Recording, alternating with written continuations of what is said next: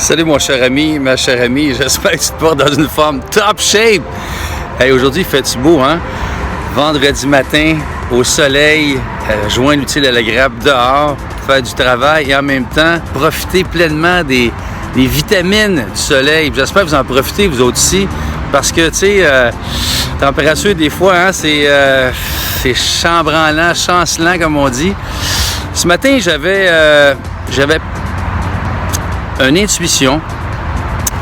Le mot qui m'est monté, mon intention, c'est de te partager mon pourquoi. Puis en même temps, de partager ça avec toi, ton pourquoi qu'on se lève à chaque matin, qu'est-ce qui nous fait vibrer, pourquoi on se lève le matin. Oui, on se lève, on va déjeuner, on active notre journée, on va travailler. Mais au-delà de tout ça, est-ce qu'on est rattaché à un pourquoi, à une mission? Puis des fois, c'est sûr que c'est pas toujours évident à se poser comme question, mais c'est juste un processus de réflexion. Pourquoi je me lève? Qu'est-ce qui me fait vibrer le matin?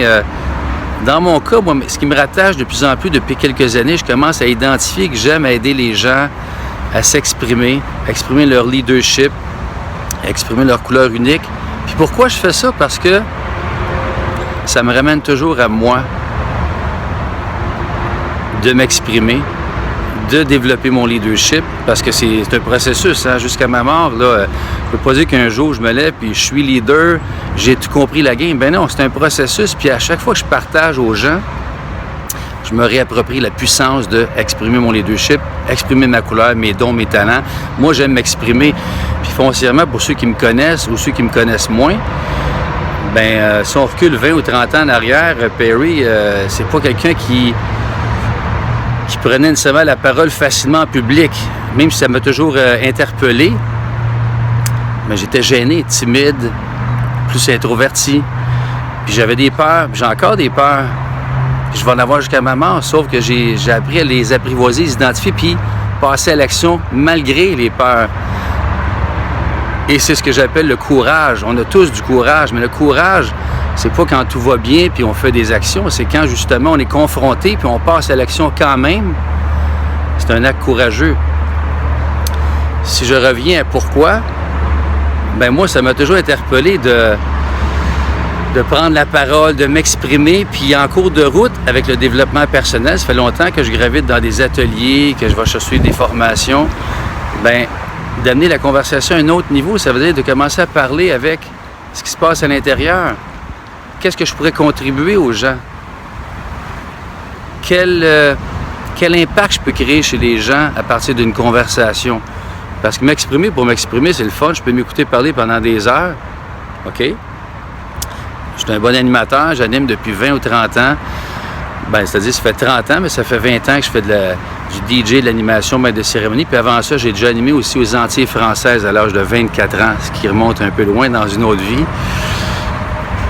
Et puis tout ça m'a amené en cours de route à réaliser que non seulement j'aime m'exprimer, mais si je peux m'exprimer puis créer un impact chez les gens, les amener ailleurs par des processus de réflexion, en partageant ce que je vis, en partageant ce que j'observe, bien, je peux créer de l'impact. Je peux avoir une influence positive, inspirer les gens, sans vouloir nécessairement absolument inspirer, c'est simplement partager des choses et en même temps, quand tu partages des défis que tu as relevés, que tu as intégrés, exemple, j'ai vécu un divorce, j'ai vécu une faillite, pas plus tard que récemment, j'ai terminé ma faillite au mois d'avril. Il y a eu un beau cadeau derrière tout ça, d'apprendre que je suis complet à la base. Et j'ai vécu longtemps, moi, le sentiment de manque, hein, du manque. Il va me manquer d'argent, il va me manquer d'idées, il va me manquer de connaissances, de compétences pour m'exprimer. Les gens me considéreront pas. J'aurai pas d'impact dans mon mental. Ça m'a permis de réaliser que je peux avoir de l'impact pareil parce qu'à travers ma faillite, j'ai vécu 4 cohortes mastermind, j'ai créé des groupes et on avait des conversations riches, inspirantes. Puis je pouvais contribuer au-delà du côté monétaire. Ça n'a rien à voir. Puis ça m'amène aussi à la distinction du savoir-être versus le savoir-faire. Tu sais, dans le développement personnel, on est tous des gens de cœur, des gens qui ont empathiques, qui aiment les relations, qui aiment contribuer. Mais à un moment donné, il faut transférer ça dans le savoir-faire, créer des façons de faire pour interagir avec des gens à travers des conférences, à travers des livres, des e-books, à travers des formations, des programmes, des échanges, trouver des plateformes. Et là, on entre dans la dimension du savoir-faire. Enfin, ça, c'est juste une distinction que je pourrais élaborer dans une autre vidéo.